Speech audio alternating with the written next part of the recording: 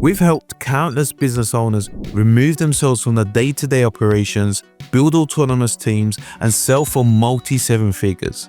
So whether that's hiring a team, building SOPs, creating incentives, defining roles, or installing leadership, we've done it all. And after all this time, we've mastered the leadership hiring framework that creates team accountability, delegation, and ownership so that the company can thrive without you.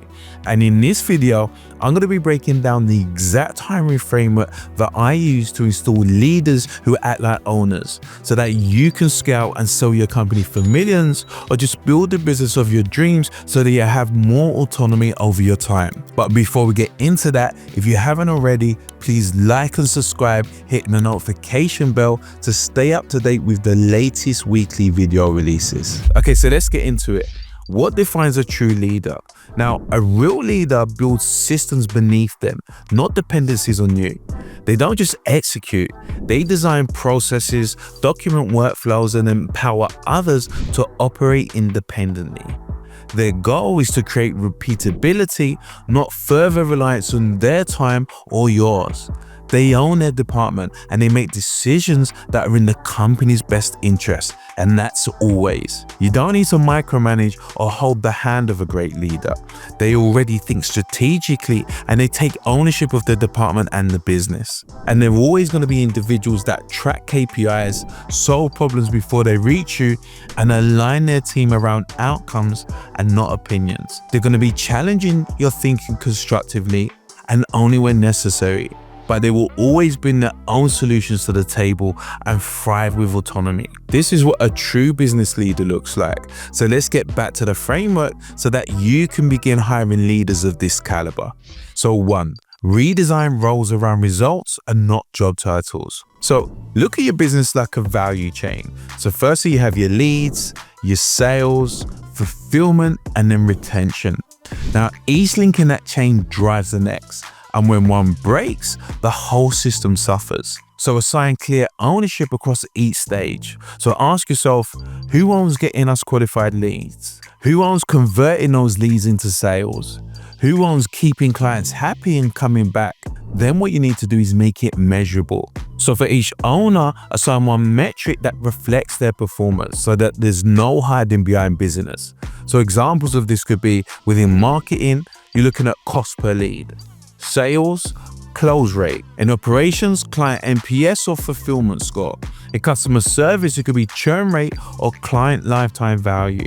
When everyone owns a number, you create clarity, accountability, and alignment. And that's what transforms chaos into a company that scales. Another way we qualify leaders during the hiring process is by testing new hires with trials. So instead of training them for months, investing time and energy and resources only to establish that they don't cut the grade, instead give them a 30-day project as soon as they land. This way you can begin to identify if they actually have the correct traits of a successful leader. So you're going to be looking out for traits like, are they good communicators? Are they good at solving problems? Are they able to get the results you're after? Or do they have the ability to create successful plans and strategies? So what this does is that it filters out the people who need that constant hand-holding, and it finds the real operators. And it generally takes around 30 days for you to establish if they're the real deal or not. A third strategy that you can use is to run simple leadership meetings. So weekly, each leader shares what's working and what's not, and what they're doing to fix it. This then keeps the focus on action and problem solving, not long-winded updates. It also builds rhythm, forces clarity, and surfaces issues before they become a crisis. Monthly, this meeting is purely focused on strategy and optimization. Here, each leader presents one system that they've improved, and they must be able to show tangible results. So this could be a new onboarding workflow that reduced churn rate, or it could be a marketing process that cut production time in half, or it could simply be a change in CRM that either increased speed to lead or provides better reporting tools. The rules are very simple, just no fluffs, just simply results.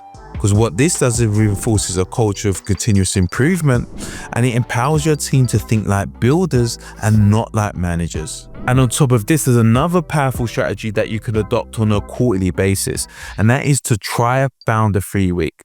Now, the objectives of this is to step out of the office for a few days and let the team run things. So what you need to do is step out of the business entirely, for at least 3 to 5 days. So that's no Slack, no calls, no emails, no check-ins. Let your leaders run the business without your oversight, and then let them report the findings at your quarterly meeting when you return. So this is what we refer to as the stress test.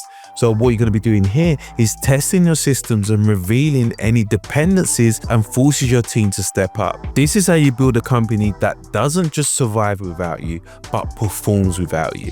And fourthly, you have incentivized ownership. So that is paying bonus based on profit improvement and not just hitting activity metrics. Activity metrics can be good, but when you reward actual profit and growth, you align incentives with what truly matters, and that is sustainable business performance, because this shifts the mindset from busy work to bottom line ownership. For top performers, think beyond salary, offer performance bonuses or even small equity stake in the business. This not only motivates results, it fosters loyalty and it attracts A players. And it turns your best people into committed stakeholders in the company who gonna go above and beyond in order to see it succeed.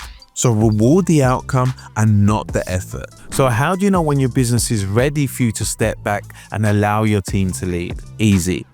Marketing, your leads come in without you. In sales, your clients close without you. In delivery, clients get results without you. And in admin and finance, the business is organized and it can run without your oversight. So when these boxes are ticked, then congratulations, you have a self-managing business. And this is exactly the point I help all of my clients to come to if they even want to escape the day-to-day grind of the business or if they want to sell. So if you want to hire leaders who are going to take ownership of your business to release you from the operations, then this is the perfect hiring framework. But if you don't create a clear team structure, if you haven't built a culture of performance, or you don't know how to scale your systems around them, then this video is just another idea that isn't going to take you any closer to building a business that gives you any freedom or one that you can exit. There's so much more that goes into building a hands-off business beyond hiring leaders. Whilst this is one of the pieces of the puzzle, unless you have the full blueprint on how to scale and sell, this alone won't move the needle. So if you want the full system I use to help founders scale and exit their companies for life-changing deals, or just restructure it to give them more time and freedom, then click the first link in the description to find out how I can help you overcome the bottlenecks in your business to scale to multi-seven-figure revenues and even exit, like I have myself as well as many of my clients. So if you're a founder that's ready to scale without being the bottleneck, then check the first link in the description, click it now, and I'll see you in the inside. Peace.